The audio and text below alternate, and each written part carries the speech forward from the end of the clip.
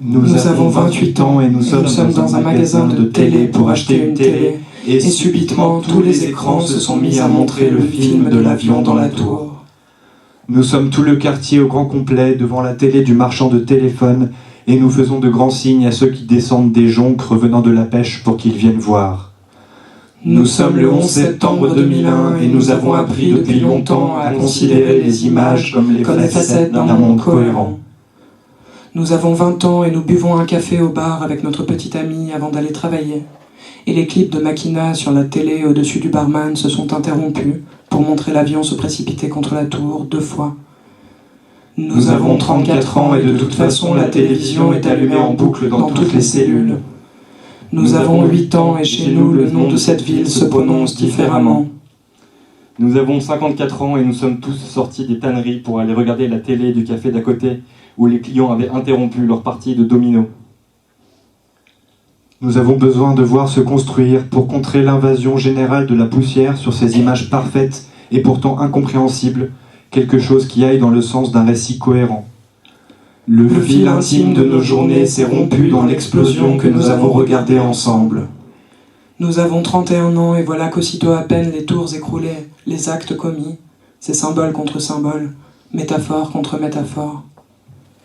Nous avons 8 ans à peine, et il y a longtemps que nous savons que les gens qui prennent cet air docte à la télé ne disent que des balivernes.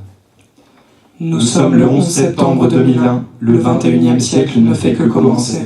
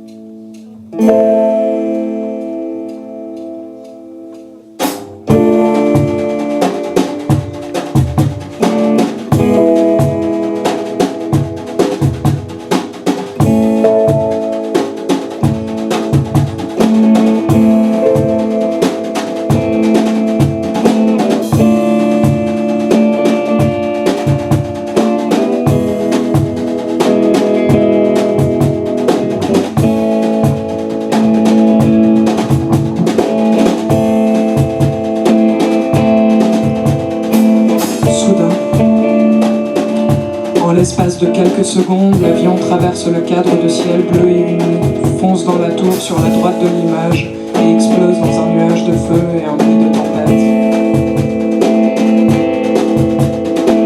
Puis soudain, l'avion se découpe fuselé dans le cadre de ciel d'un bleu uni et lumineux sur l'image, dans une trajectoire presque parfaitement horizontale qui fonce contre la tour de gauche, explose, un éclair, un coup de tonnerre, dans la lumière encore vierge du petit matin.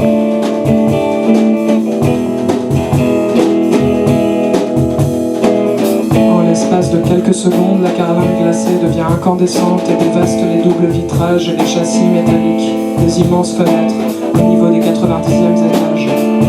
Projetés à 700 km/h dans l'armature de la tour, 130 tonnes d'acier traversent dans leur élan 5 étages d'un coup, surgissent sous les pieds, les bureaux et les claviers d'ordinateur. Cela arrive 2 fois.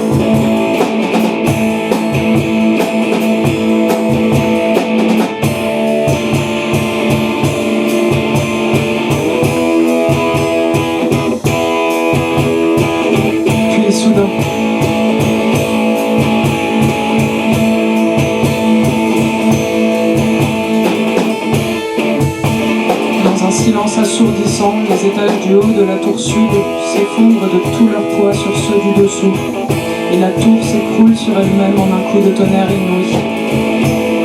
Elle ensevelit et broie les femmes, les hommes, dans un dernier hurlement qui finit pour chacun par un coup sourd et une immense détente. Les courriers en instance, les bilans comptables et les gobelets de café se concatènent et explosent, d'étage en étage, en l'espace de quelques secondes, dans un immense et brûlant nuage de cendres et de fumée qui recouvre la ville.